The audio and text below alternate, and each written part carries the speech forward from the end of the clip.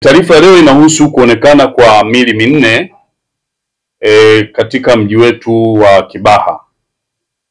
Jeshi la Polisi mkoa wa Pwani lilipokea taarifa kutoka kwa mwenyekiti wa serikali ya mtaa wa Kidimu kuwa katika eneo la Vingunguti katika mtaa wa Kidimu wilaya ya Kibaha mkoa wa Pwani imeonekana miili ya watu wanne wasiojulikana ikiwa pembezoni mwa barabara inayotoka Mapinga kuja hapa mjini kwetu Kibaha.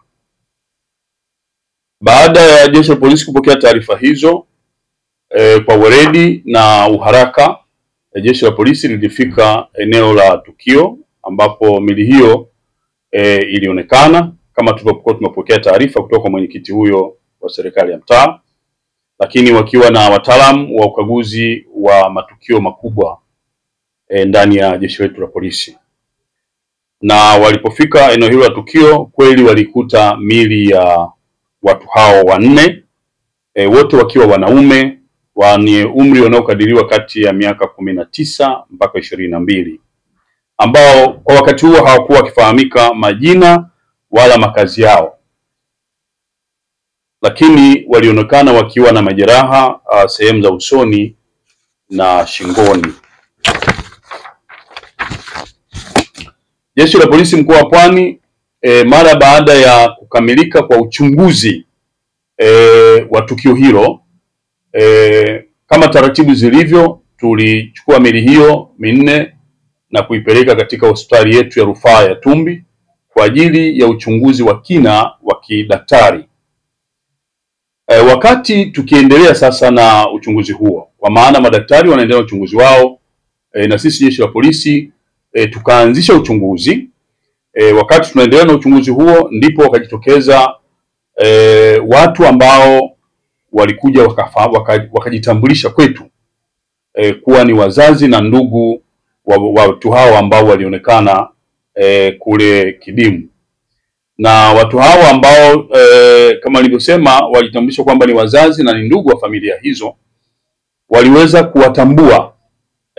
kutambua miili hiyo wakati huo ikiwa kule Tumbi hospitali kama ifuatavyo. Wa kwanza alitambulika kwa jina la Mikidadi Abasi Mikidadi. Huyu alikuwa na miaka 21. Shughuli zake ni deiwaka wa bodaboda.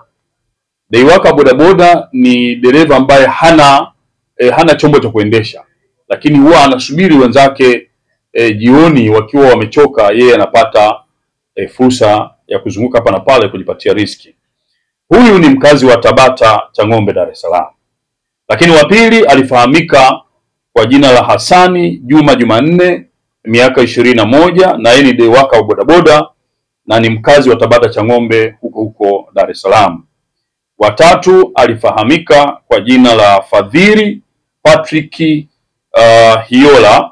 Huyu alikuwa na miaka 19 na yeye ni deiwaka wa bodaboda na mkazi wa Vingunguti Miembeni jijini Dar es Salaam. Lakini wanne naye alitambulika kwa jina la Abdalla Fadhili Nyanga. Huyu ana miaka 21, kabila ni Makonde, dereva wa bajaji na mkazi wa Kisukuru Tabata katika jiji la Dar es Salaam. Mara baada ya utambuzi huo kukamilika, kwa utaratibu wa jeshi la polisi, taratibu zinazofuata ni ukamilifu wa uchunguzi wa kidaktari, na mara baada ya miili hiyo kufanyiwa uchunguzi na madaktari kukamilika, ndipo jeshi la polisi likawakabidhi ndugu na wazazi wa marehemu hao na kwenda kuwahifadhi. Jeshi la Polisi mkoa wa Pwani bado linaendelea na uchunguzi wa kina kwa umakini mkubwa na weledi ili tuweze kubaini wahusika hasa wa mauaji hao ni kina nani, lakini pia sababu za mauaji hayo sambamba na mahali ambapo mauaji hayo yalitokea. Ikumbuke kwamba eneo ambao walikutwa ni barabarani, lakini kwa idadi ya miili hiyo ni dhahiri shahiri kwamba matukio hayo tukio hilo lilitokea mahali ambapo hapajatambulika, na ndio maana sasa tunachunguza kwa kina ili kuona wapi litokea, sababu na kina nani walihusika. Wito wetu kwa jeshi la polisi.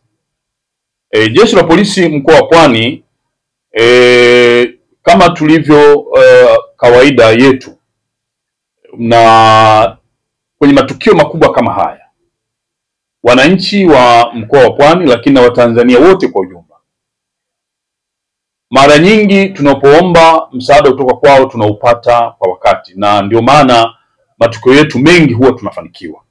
Kwa hiyo niwaombe wananchi wa Tanzania lakini na wakazi wa mkoa wa Pwani, yoyote ambaye atakuwa na taarifa ambazo zitatusaidia kuweza kubaini wapi tukio hili hasa lilitendeka, wakina nani walitenda na sababu za kutendwa, basi wasisite kutupatia taarifa hizo haraka, na sisi kwa weledi na usiri mkubwa tutazifanyia kazi ili tuweze kufanikisha kutegua kitendawili hiki mara moja.